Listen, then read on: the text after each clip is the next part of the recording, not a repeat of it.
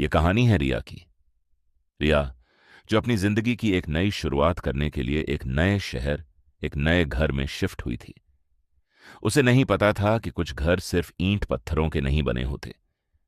वे यादों के, चीखों के और कभी ना खत्म होने वाले इंतजार के बने होते हैं। दोपहर के करीब 3 बजे थे जब सामान वाला ट्रक उस पुराने 2 मंजिला ब्रिटिश एरा के बंगले के सामने रुका। शहर के आखिरी कोने पर बसा यह घर चारों तरफ से घने देवदार के पेड़ों से घिरा हुआ था। रिया ने जब पहली बार उस घर की चाबी ताले में घुमाई तो एक अजीब सी आवाज के साथ दरवाजा खुला।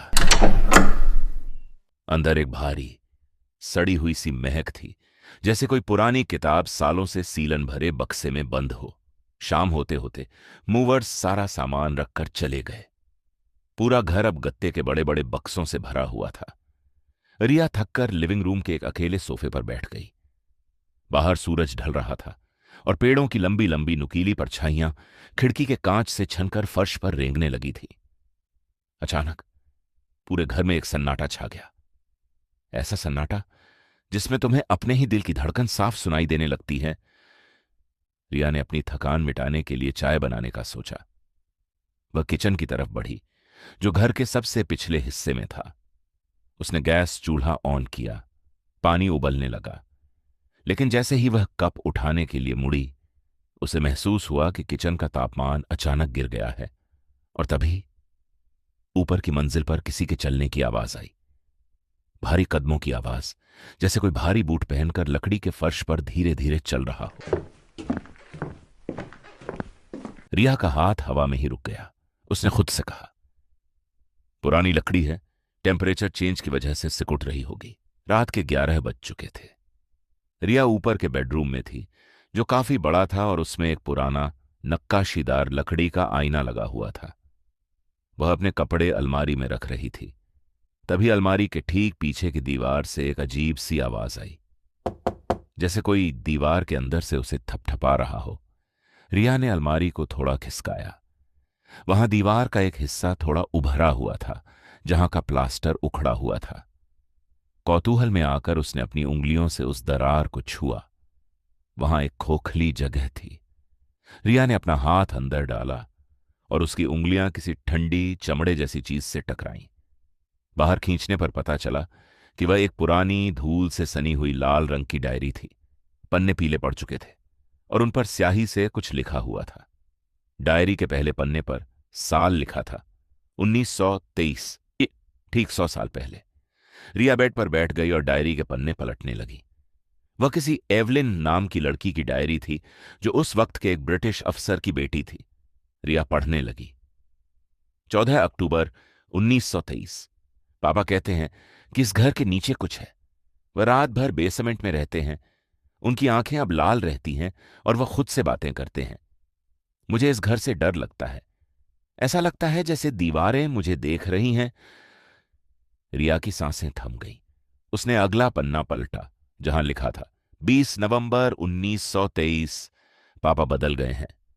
आज उन्होंने मेरी बिल्ली को, मुझे लिखना भी नहीं चाहिए, उन्होंने बेसमेंट का दरवाजा हमेशा के लिए बंद कर दिया है और चाबी अपने पास रख ली है। वह कहते हैं कि नीचे वाले को अब एक बड़ा बलिदान चाहिए। मुझे लगता है कि अगला नंबर मेरा है।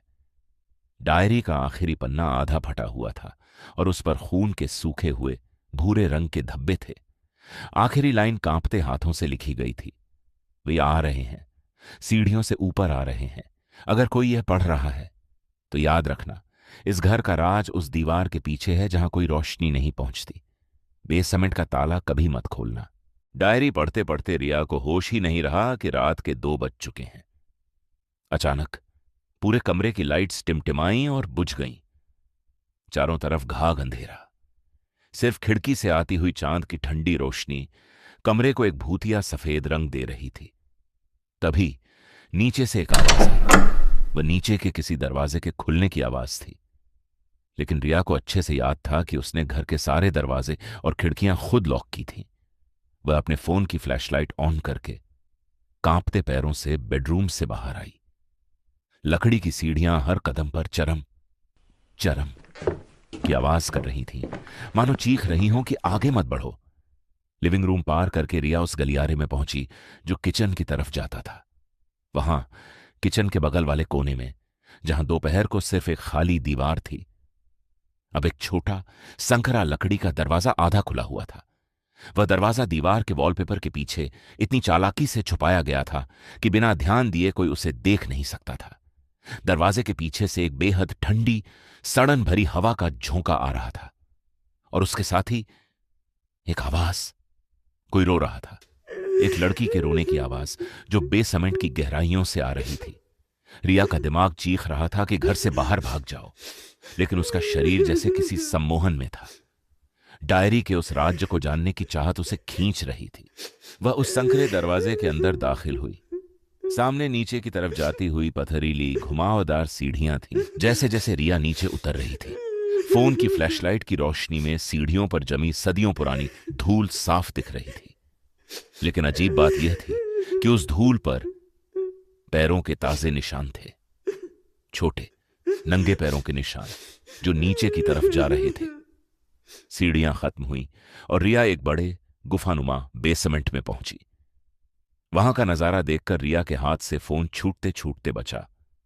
बेसमेंट के बीचों बीच एक पुराना लोहे का बेड था और चारों तरफ की दीवारों पर कोयले से अजीब अजीब से सिंबल और मंत्र लिखे हुए थे।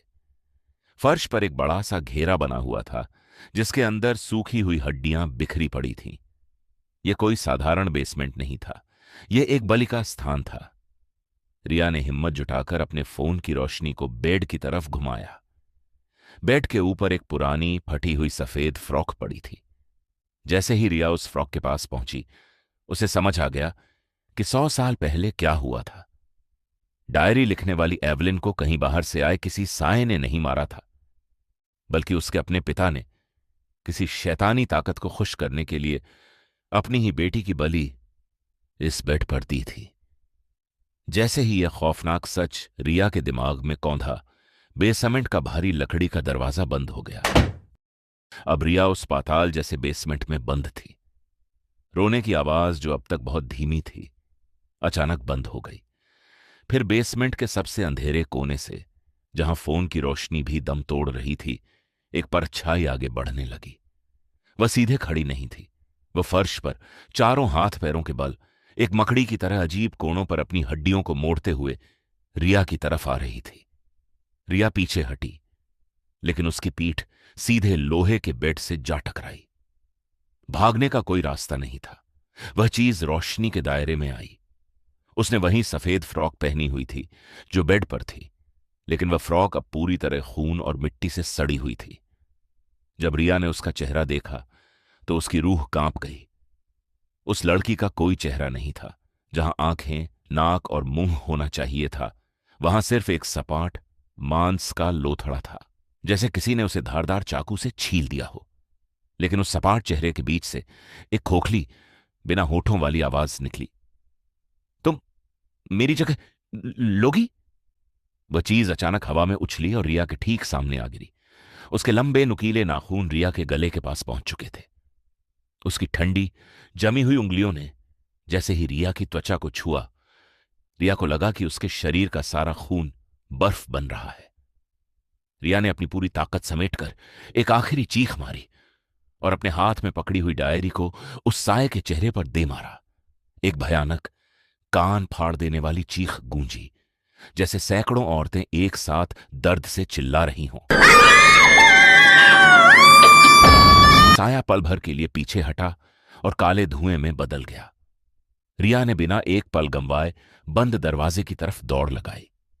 उसने अपनी पूरी ताकत से दरवाजे को धक्का दिया, और शायद एवलिन की आत्मा का वो आखिरी गुस्सा था जिसने दरवाजे को तोड़ दिया।